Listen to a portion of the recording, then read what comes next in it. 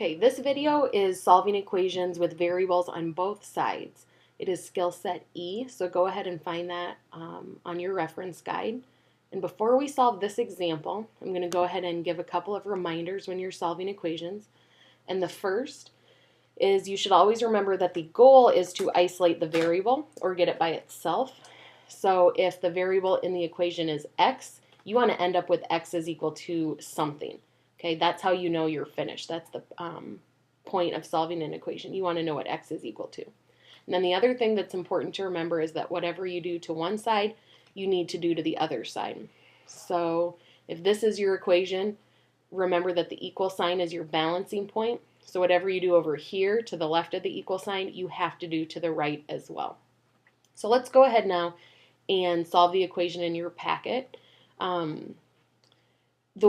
The advice I would give to you when you're watching this video is to first watch and listen as I solve it, and then you can go ahead and pause it and write it down in your notes. It's pretty hard to watch carefully, listen, and write. So it's a pretty short video, so I would go ahead, watch and listen, and then pause it and then get it down in your notes.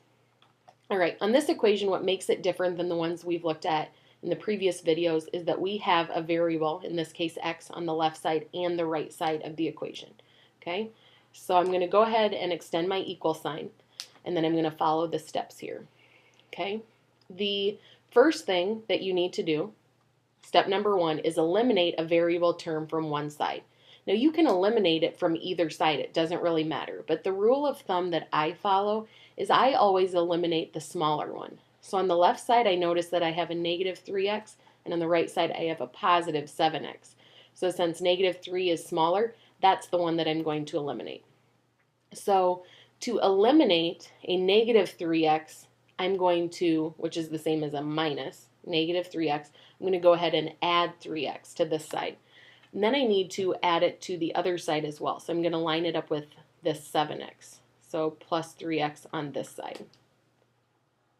The negative 3x and the positive 3x cancel each other out, and then all that's left on the left side is a positive 9. I know it's positive because it's a plus, so I'll write 9 is equal to. Then I have 39. Positive 7x plus a positive 3x is a positive 10x, so I'll write plus 10x. Remember, it's so important to notice the signs that are with the numbers.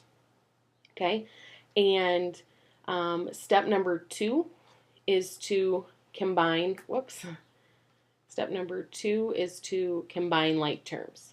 Okay, I combined like terms when I eliminated the variables, but now I should look for that step again. So if I look on the left, there's nothing to combine. If I look on the right, there's nothing left to combine. 39 and then 10x, those two can't go together. Okay, then step number 3 is to undo addition or subtraction on the variable side. You can see here that we're down to a 2-step equation.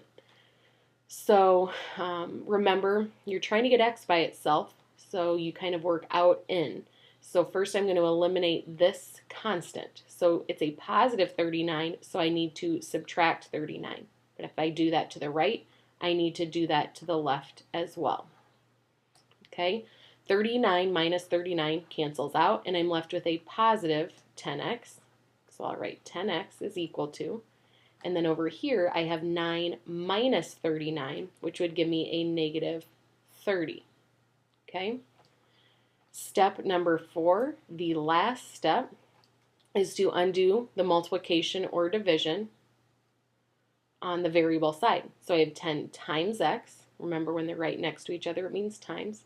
So to eliminate that or undo that, I'm going to divide by 10.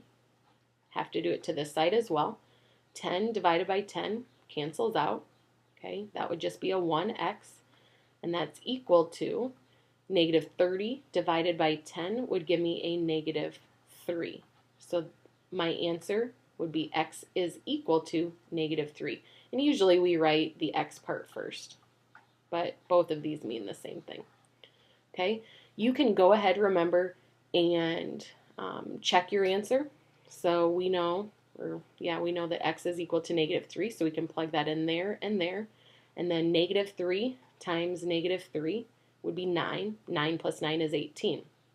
And on this side, negative 3 times 7 would be a negative 21, and 39 plus a negative 21 would also be 18. So since this side is equal to this side, it works in the equation, and we know we found the right answer. So go ahead and pause the video if you need to, write down all of this information, and then you're ready to practice this with skill set E.